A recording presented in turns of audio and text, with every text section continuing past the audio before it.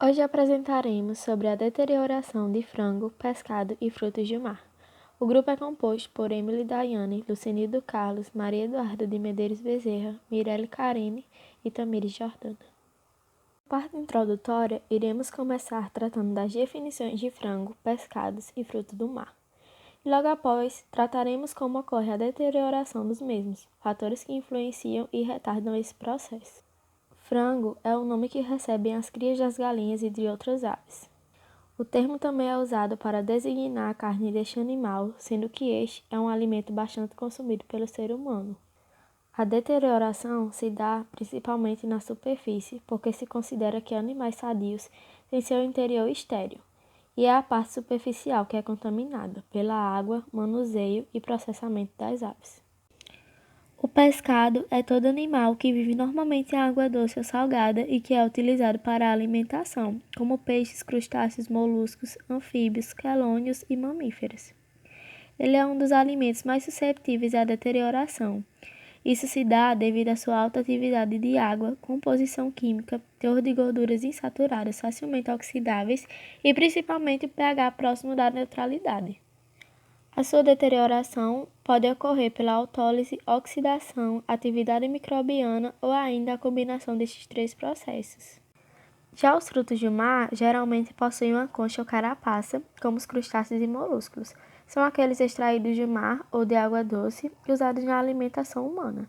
A deterioração dos crustáceos é bastante similar à do peixe, começando nas partes externas. Devido à alta presença de aminoácidos livres, os crustáceos tornam-se muito susceptíveis ao rápido ataque da microbiota deteriorante. E agora um pouco sobre a deterioração do frango.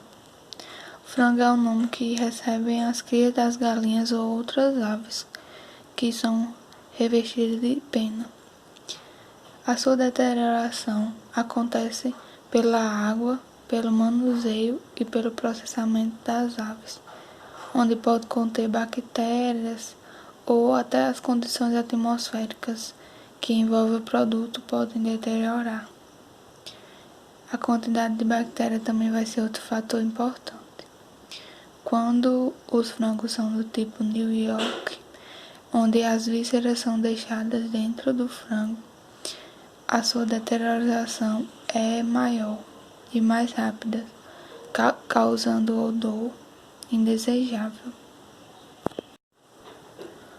Com o tempo de deteriorado, o frango aparece uma certa limosidade na superfície da carne, que depende da quantidade dos íons de ferro presentes na água da lavagem em que ele passou.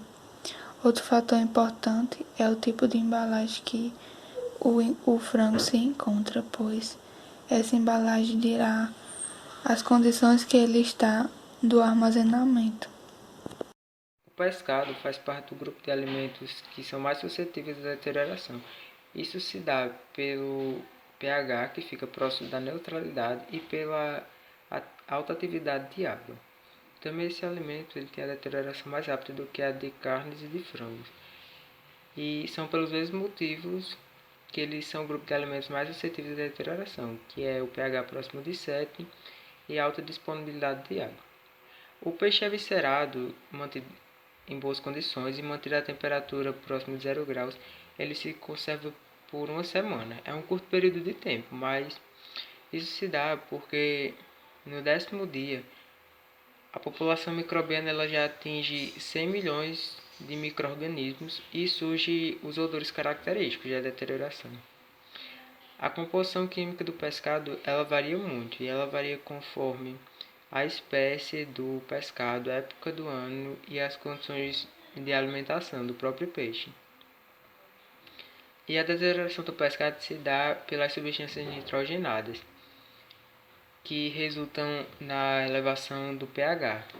E quanto mais próximo do pH fica de 7, mais fácil é do alimento deteriorar. Falando um pouco mais sobre a deterioração de pescados, eu vou começar abordando as suas três formas de deterioração, que é através da autólise, que se dá a partir da ação dos sucos digestivos que atravessam a parede muscular após a morte ou ação das enzimas dos tecidos, que irão favorecer a disseminação dos micro-organismos contaminantes, o amolecimento e a desintegração da carne. A forma de deterioração através da oxidação vai ocasionar alterações no aroma ou na coloração do pescado. E sobre as atividades bacterianas, elas vão acelerar as alterações do pescado durante o seu armazenamento. Podem ocorrer também a combinação desses 3 fatores de deterioração.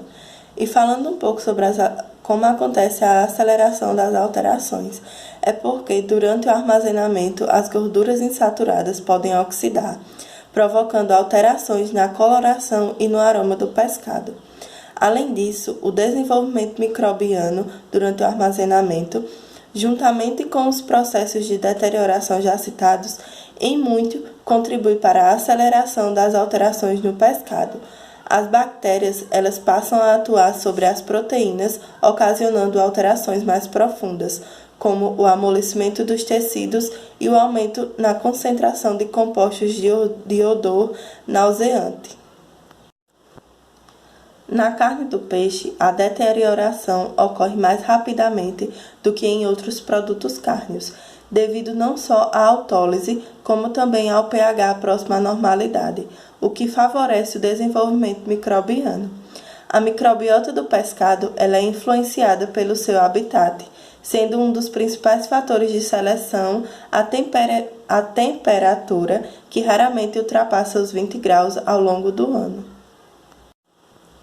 Por isso, as condições são mais favoráveis ao desenvolvimento de uma microbiota psicotrófica do que uma estritamente mesófila. A composição química do pescado influencia o desenvolvimento microbiano. Verifica-se neste alimento o desenvolvimento de micro-organismos capazes de utilizar substâncias nitrogenadas, proteicas ou não. E sua microbiota natural é composta por Pseudomonas, Morachella, Salmonella, Flavobacterium, Vibrio e Micrococcus. Esgotados os substratos nitrogenados não proteicos, as bactérias passam a atuar sobre as proteínas, ocasionando as alterações mais profundas que já foram faladas. E além do seu cheiro, o peixe que já não está fresco nota-se pela grande quantidade de muco sobre a pele e as brânquias, os olhos retraídos e opacos, e a carne amarelece e torna-se mole. Os produtos de decomposição difundem-se a partir da superfície e modificam as qualidades organolépticas. A geração de frutos do mar é bastante semelhante com a de pescado, principalmente pela quantidade de água livre, pela composição química e pelo teor de gorduras hidrolisáveis, além do pH. A microbiota dos crustáceos, assim como dos moluscos, ele reflete a qualidade da água em que eles se encontravam, assim como a água de lavagem e outros fatores como o manuseio na captura, o armazenamento e o preparo. Os micro-organismos presentes na microbiota são os mesmos encontrados em peixes, como as Pseudomonas, a Cinetobacter morachella e leveduras.